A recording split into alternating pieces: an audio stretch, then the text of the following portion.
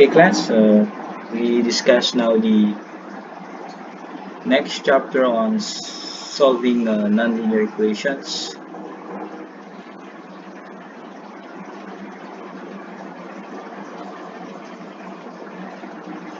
So, in general, the solution to problems in applied mathematics is simply to find the value of an independent variable, say x, no? Such that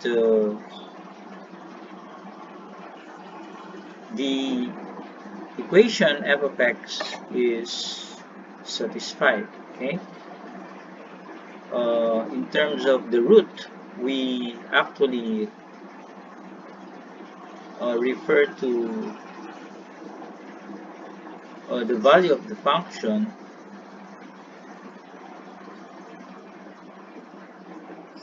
equals 0. Okay, so you see a formula wherein you are trying to find the functional value uh, of a certain independent variable. Then when it is equated to 0, simply this is what you call the root finding problem. And we have made a lot of this when we were still doing algebra, etc. Okay, so f of x here is called the function of x, and take note that the values of x are also known as the zeros of x. Okay, so the zeros of x, or the root of x, uh, the root of f of x uh, is what we are interested in. Okay, so for a more complicated case, we jump over to a function of three variables. So we can write this down into these three separate uh, equation, since there are three variables involved. Okay, so we have three unknowns.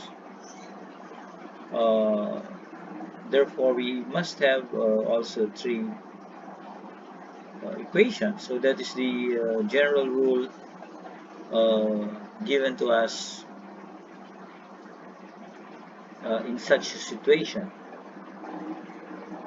So for a nonlinear equation, in this case, which happens to be a very complicated one, you call this an implicit function,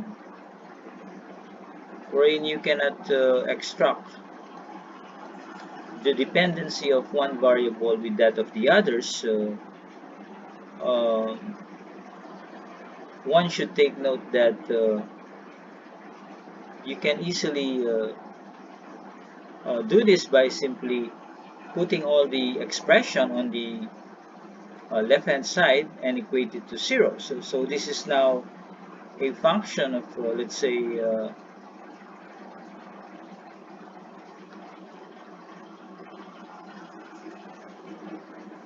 of f, k, and re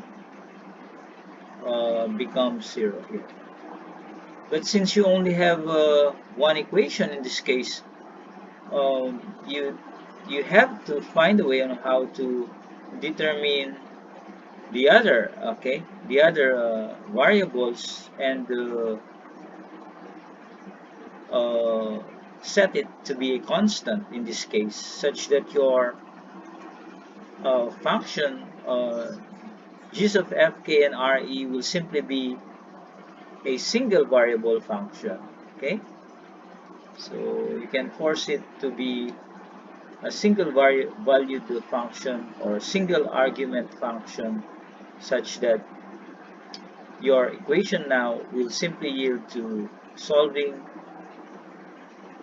the root of this function here, which is uh, what you call a fixed point form of the equation uh, above. Okay, so the fixed point form of the equation above is simply the g's of f here, this term here, is simply set to 0.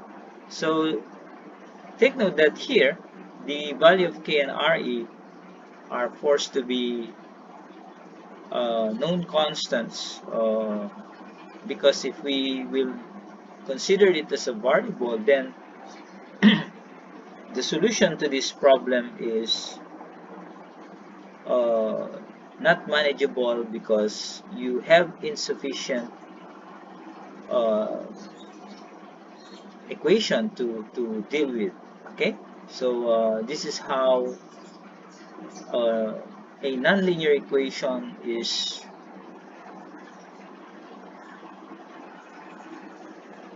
set and arranged in such a way that uh, the methodologies I will be presenting next will be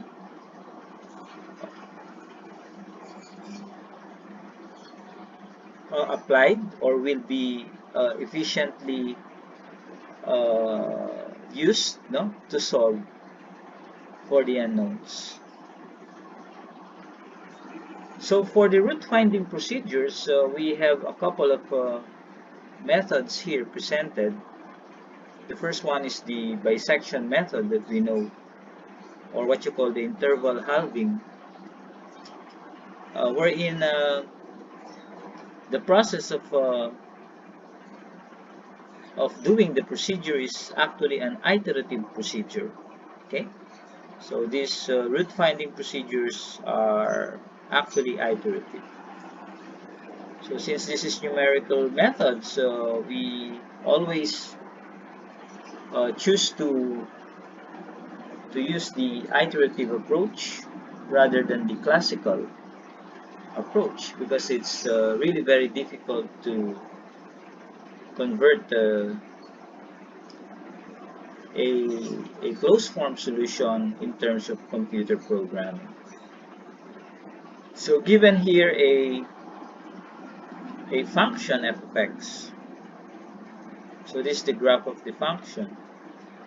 We have to find the root, and the root finding uh, equation is of course f of x is 0. So you're just trying to take the intersection of the function when it is at the exactly at the x-axis. So that is the basic interpretation of a root finding procedure. So this is now your exact solution, no, for x. Okay, so how do we do it now? So in the interval halving procedure, we simply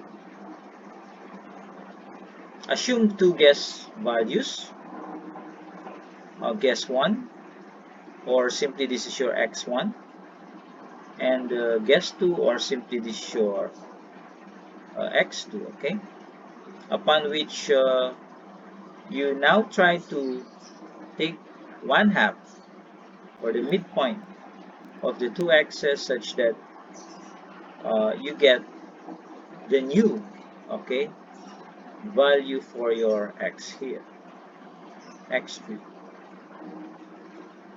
Okay, so take note that x3 is gets near to the actual value of x, or the solution for x. And what we do next is to simply uh,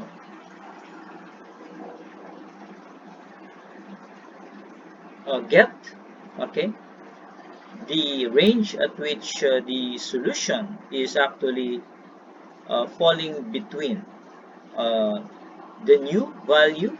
Okay, so x3 is the new value, and we choose one of the old values, x1 and x2, for us to place our exact value in between the range, and that of course is the x2 value.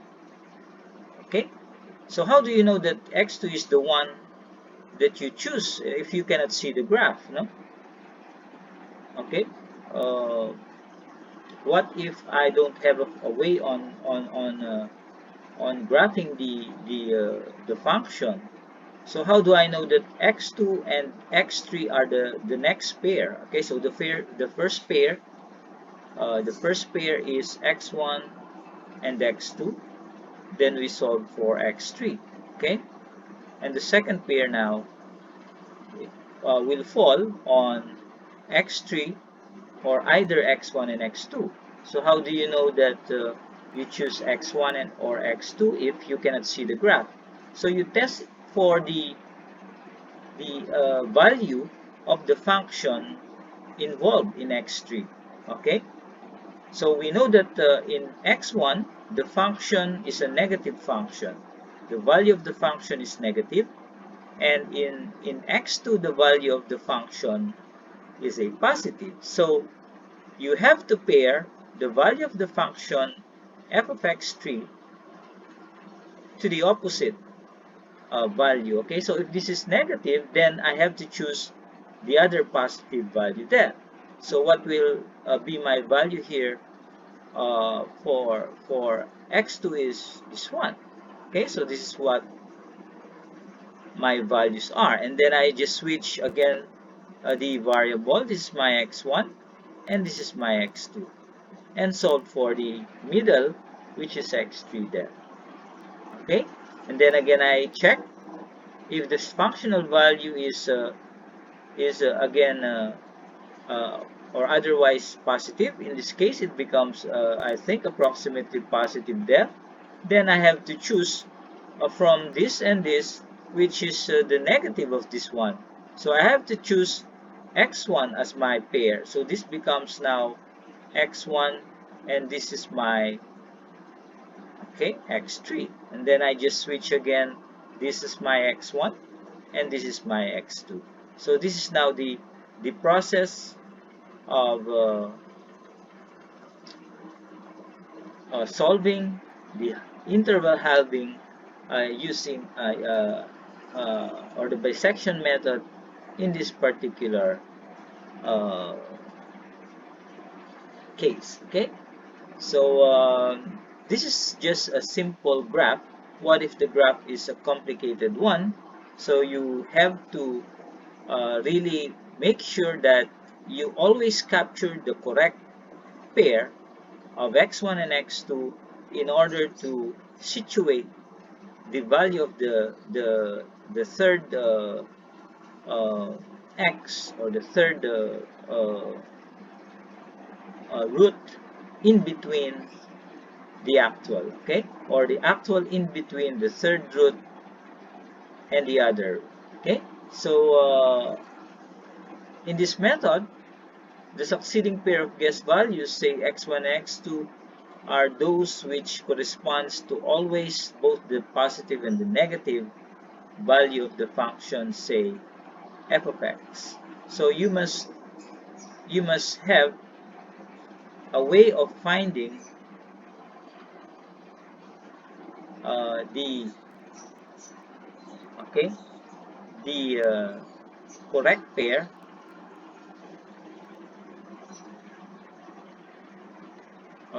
of x1 and x2 values here. So I'll end my discussion first at this point to address some concerns if there are any. So we'll continue the lecture uh,